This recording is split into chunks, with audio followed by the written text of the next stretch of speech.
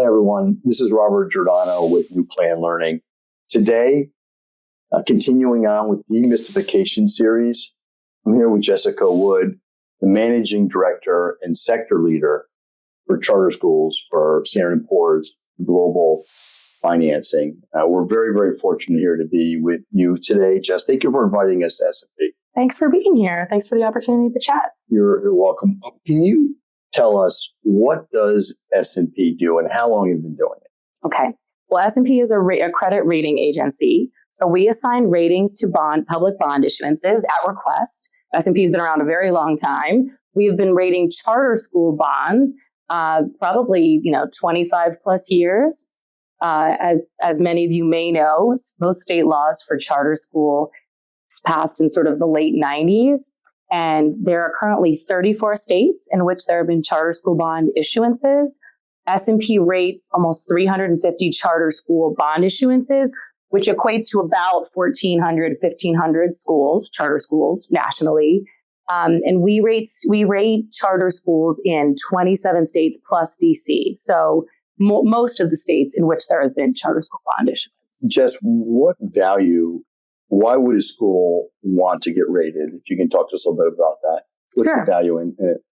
Sure. So, I think before I answer that, I will caveat that, my opinion is probably a little bit biased working at a rating agency, but issuers can also, of course, talk to their financial advisors or talk to bankers to kind of get a sense of if they're contemplating a public bond issuance, if a rating is right for them. But in terms of what we do, we provide an assessment, a neutral sort of third-party credit assessment of a school's credit quality. So if, for example, a charter school is issuing their first public bond issue and they decide they would like a public rating, they will meet with us. We will send them a list of information requests, which I can go through sort of at a later point. But we will meet with them. We'll meet with the management team. We'll review the information around market position and enrollment and demand, wait lists. We will review their financial metrics, talk about their audited financial, their budgeting process, their operations, and all of these things. There's a long list. Those are just some examples, but all of those things will allow us to assess the charter school's willingness and ability to service debt. And the way that we demonstrate that is through a rating. And our ratings curve at S&P goes from AAA, where, for an example, a higher ed institution with a AAA rating is Harvard University.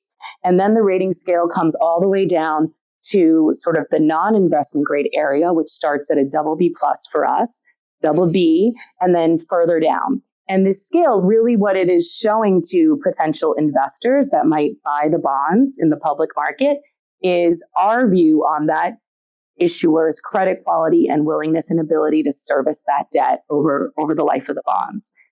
So going back to the demystification aspect of it, a higher rating equates to what? What does a school get out of a higher rating?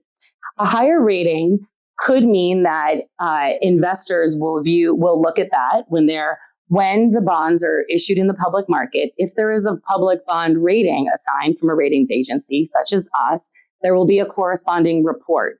It will be a few pages long. It will detail our views, our assessment, and our opinions on that overall credit quality. It'll talk about our views and insights on the management team, what we gleaned from them. It'll talk about forward-looking views around enrollment, around academics, around financial metrics and things like that.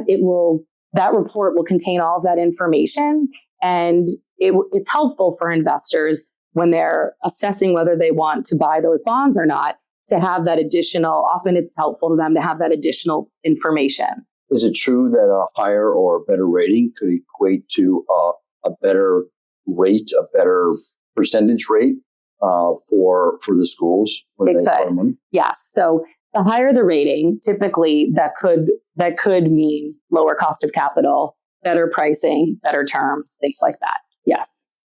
That's helpful because obviously everybody wants cheaper capital, especially in these market conditions. I'd like to talk a little bit to mom and pop schools, those schools that are, single schools. They only have one campus, or they have a small management company from 2 8 to 10. Can you give those folks advice on what things they should be looking at now, what the timeline, how long does it take to prepare to come to a rating agency such as the S&P? Yeah, that's a really good question. So of our rated universe, which is pretty large and has been growing over the past few years, about 50% of our ratings are single site schools, which vary in size, but many, like you said, are sort of mom and pop founded, family founded charter schools. The other 50% are sort of larger networks, multiple site campuses, et cetera. So there's a real mix. In terms of what I would say, or what those sort of single site, maybe younger charter schools should think about.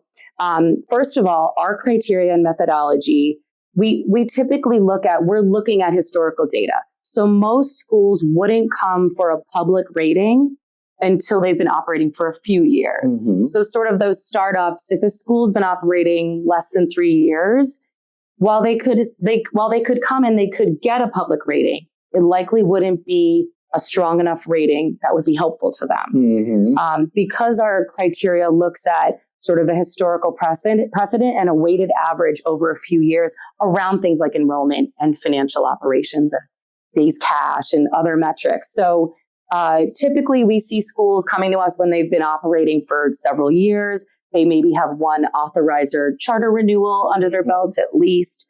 And so they can sort of, they have some history that they can share, and that's helpful under our criteria. We're looking at things like that. We're looking at, the statutory framework, the authorizer relationship, mm-hmm. the renewal process, and all of those things. But for those single site schools, as they're sort of preparing and getting ready, maybe for their first time sort of entering the public markets or looking at a public rating with us. I think number one, it's sort of preparation. And a lot of our materials are readily available. We try to be very transparent in our criterion methodology in terms of the information requests that we ask of schools. And so if a school is interested or thinking about potentially doing a bond issue, we can share that information with them so they can start looking at those types of things. We're out of time for this particular session, but this is just part one.